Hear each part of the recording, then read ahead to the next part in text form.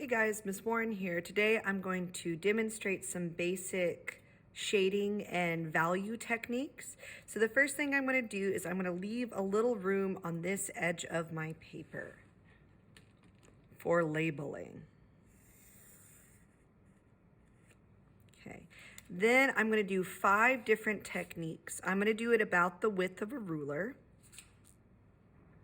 And I'm going to leave a little bit of space at the top. So this will be my first technique. Get that. I'm going to leave a little space between. This will be my second technique.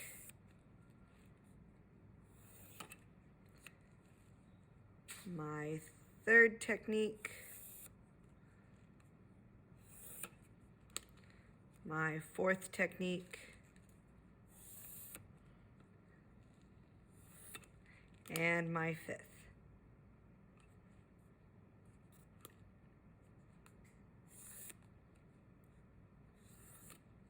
Okay, I'm not going to be real picky if these are further together or closer together or further apart.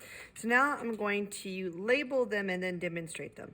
The first 3 are best done with pen. I like these little uniball pens and I like these pilot pens, but really any pen you have around the house will do. So the first one we're going to do is hatching. Okay, now for each of these sections, I want to do probably about 5 or 6 values. So I'm going to turn it this way real quick, and I'm going to divide my areas into sections. I want to have each section be about 2 inches.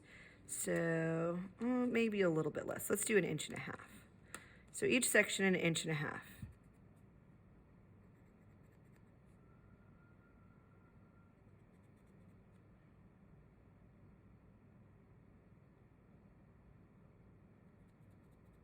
And then we'll just have a small section at the end. Okay, so this small section at the end, I'm going to go ahead and divide my paper down here. This will be, we're going to go light. Oh, I'm sorry, guys, you can't see that. We're going to go light to dark. Divide it straight down.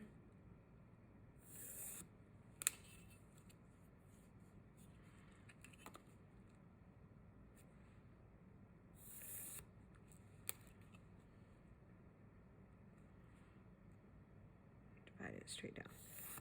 Okay, so this section here is going to be white. This is going to be light gray. This is going to be mid-gray. This one's going to be dark gray. And this one's going to be black. Okay, now I want you to fill each of these squares, but for the demonstration, I'm just going to fill a section of the square so you're not watching me all day long. So the first one I'm going to do is I'm going to do the light gray. So now hatching is just drawing lines to create value. So on the area where you're going to go black, you're going to draw so many lines in the same direction that you almost don't see any space between them. You're going to keep drawing lines in the same direction. There's no space between them all the way to the edge of the square. I want you to finish filling out the whole square with that many lines. Now on the light gray, you're going to have more spaced apart. From a distance, this will read as a light gray because there's a little bit of color in that area, but not much.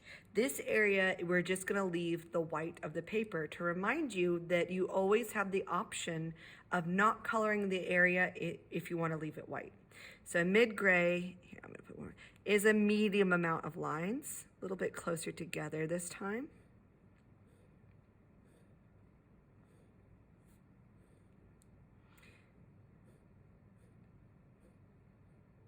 I think I'm going to put a few more in there. So you kind of want it to, if you were to cross your eyes or fuzz your vision, this one to kind of read try to fill it all the way to the edge as a mid-tone gray. Now this one's going to be a dark gray.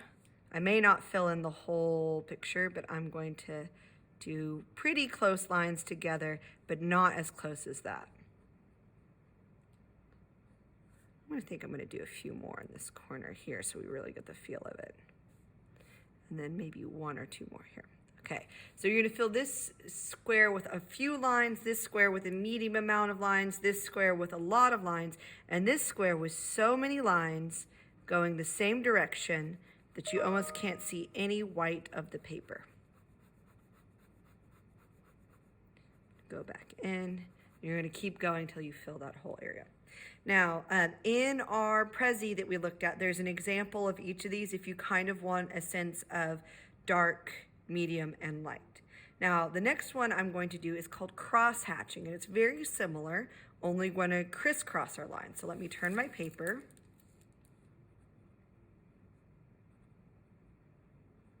So yet another one that's best done with pen. We're going to leave the white again.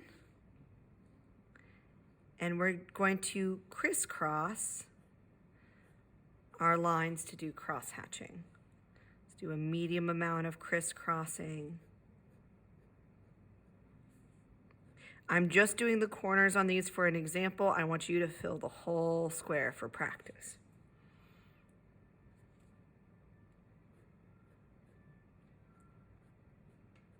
Okay, now this area I'm going to fill even more. So with cross-hatching, the more directions you go, the more filled up it will look. See, I'm going diagonal, I'm going horizontal, I'm going vertical to kind of fill up that area. And then this one, you're going to go so many directions that it appears black.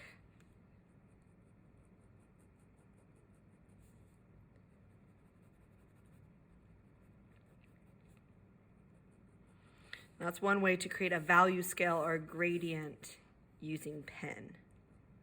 Okay, now the next technique is called scrumbling. Yet again, it's very similar. It's often done with pen. Okay, scrumbling. This is just making loose, wiggledy lines instead of straight ones to kind of create the value. Yet again, kind of far apart, loose, wiggledy lines. Then you're going to get more directions closer together, just increasing the amount of lines in your square till you start to get kind of a feeling of a lighter gray. Now this one needs to be clearly darker. So the most important thing is that this square is clearly darker than that square, and this square is clearly darker than the previous square. So you want more marks in each square when you start to fill it out.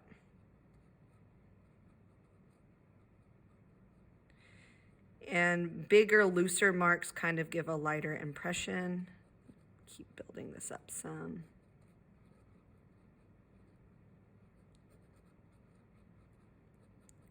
Kind of reminds me of a cloud or something. Now this one, you're going to make so many marks that you almost can't see the paper anymore. I'm going to keep my marks tighter and closer together.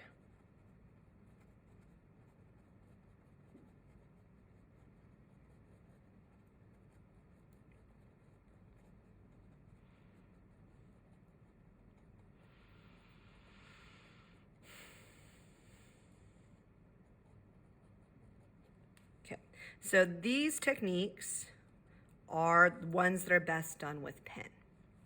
You got your hatching, your cross-hatching, and your scrumbling.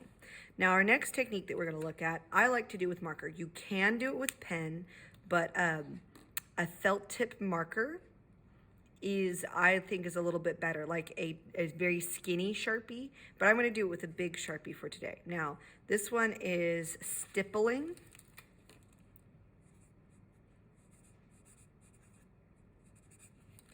This is adding dots to an area to create the value. So yet again, I'm going to keep the first square white, but I'm going to add a few dots pretty far apart to imply value. So what I don't want to see, and I'll do it over in this little section, I don't want to see a bunch of dash marks. That's what I don't want to see. Hold your pen or marker vertical and dot, dot, dot, dot, dot. This is time consuming, but if you look up stippled artwork, which we might get a chance to look at tomorrow in class if you join us in Zoom, stippled artwork can be very beautiful. You can create some nice value structure with this. So you have light, a little bit darker, because the dots get closer together, it creates a sense that it is darker.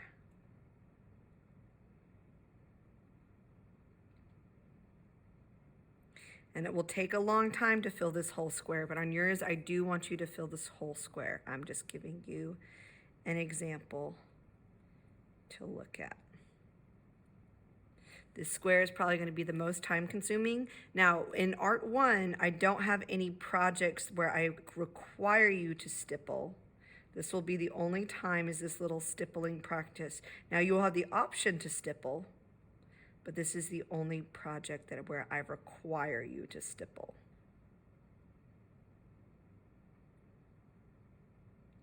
So this one, you're going to make those dots so close together you almost don't see any white of the paper.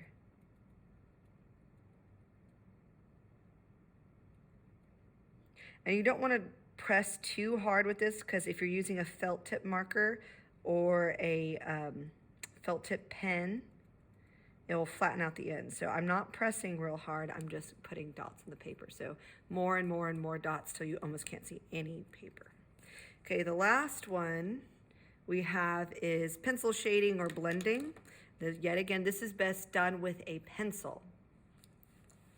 So in this square, I'm going to put pencil blending. Okay, so when you're coloring it in pencil, yet again, we're going to leave this area white. We're going to go the same direction. And I kind of want to keep it flat, so I'm going to go diagonal. I'm not going to press very hard. So on all the other techniques, amount or frequency of the line, the scrumbling mark, or the dots is what made the value. Here it's pressure, because the texture of the paper or the tooth of the paper will pick up more graphite from your pencil the more pressure you apply. So this is supposed to be my light gray, so I'm just coloring it in real lightly. You see how I'm kind of doing it a circular motion?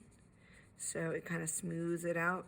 You can also blend with your finger if you want to. Some art teachers don't like finger blending, but I'm fine with it.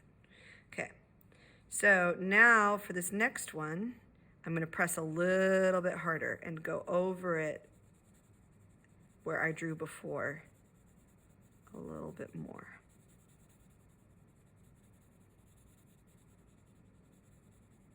So I want this section to be clearly darker than the section before, but not as dark as the section after. Smooth that surface out a little. Okay, then I'm going to make this section darker by pressing harder and going over the same spot more times. I'm just doing the corners on these because I don't want to keep y'all here all day. I want you to fill out the whole square on each of these. Okay, now I'm going to go my darkest. I'm going to press really hard and go back over where I drew several times.